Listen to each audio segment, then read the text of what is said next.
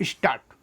उधर से प्राप्त समाचार पत्रों की सूचना के अनुसार हिमाचल प्रदेश में माननीय उच्च न्यायालय के न्यायाधीश महोदय की तरफ से लगभग सभी 400 छात्र छात्राओं को इंदिरा गांधी मेडिकल कॉलेज की वर्ष 1995-96 की प्रवेश परीक्षा में बैठने की अनुमति फिलहाल प्रदान कर दी है।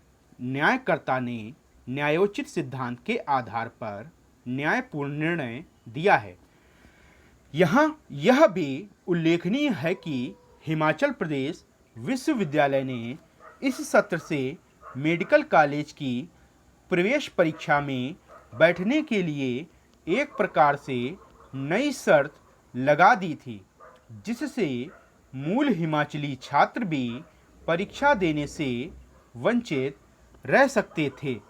वहाँ यह भी ज्ञात रहे कि विश्वविद्यालय ने इस वर्ष से यह शर्त भी लगा दी थी कि जिन उम्मीदवारों ने हिमाचल प्रदेश स्कूल बोर्ड की 3 परीक्षाओं में से 2 परीक्षाएं उत्तीर्ण नहीं की हैं, उन्हें मेडिकल कॉलेज की प्रवेश परीक्षा के लिए पात्रता के योग्य नहीं समझा जा रहा था।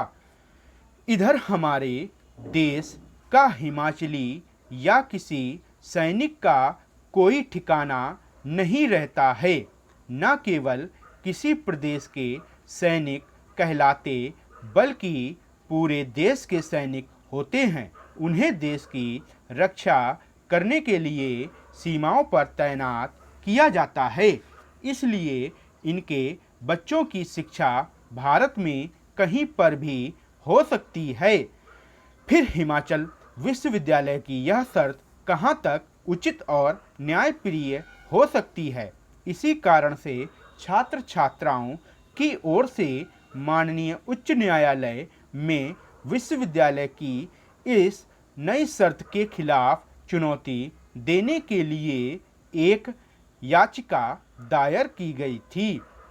दायर याचिका पर गौर करते हुए हिमाचल प्रदेश माननीय उच्च न्यायालय के न्यायाधीश महोदय की तरफ से लगभग सभी 400 छात्र छात्राओं की इंदिरा गांधी मेडिकल कॉलेज की वर्ष 1995-96 की परीक्षा में बैठने के लिए फिलहाल अनुमति प्रदान कर दी गई है।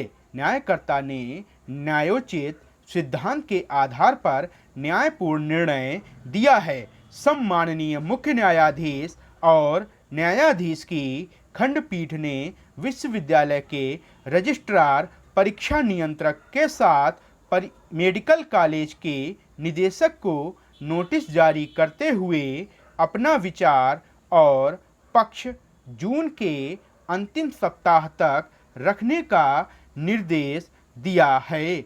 न्यायवान खंडपीठ ने विश्वविद्यालय प्रशासन को यह भी आदेश दिया है कि वह इन सब 400 उम्मीदवारों को प्रवेश परीक्षा में अस्थायी तौर पर बैठने की स्वीकृति देकर फिर योग्य और अयोग्य का निर्णय करे। जब परिणाम घोषित किया जावे उसकी सूचना उच्च न्यायालय को भी दी जानी चाहिए। इसके अतिरिक्त यह भी कहा गया है कि विश्वविद्यालय ने परीक्षार्थियों को अभी तक अनुक्रमांक जारी नहीं किए हैं। उन्हें परीक्षा केंद्र पर अधीक्षक के माध्यम से वैकल्पिक रोल नंबर जारी कर दिए जाएं। न्यायालय के न्यायकर्ता के न्याय संगत योग्य फैसले की सराहना करता हूं। मैं उसका स्वागत इसलिए करता हूं कि यदि आम आदमी को उच्चतम न्यायालय में ही शीघ्र न्यायोचित कार्रवाई की सहूलियत मिल जाएगी, तब वह सर्वोच्च न्यायालय जाने की आवश्यकता महसूस ही नहीं करेगा।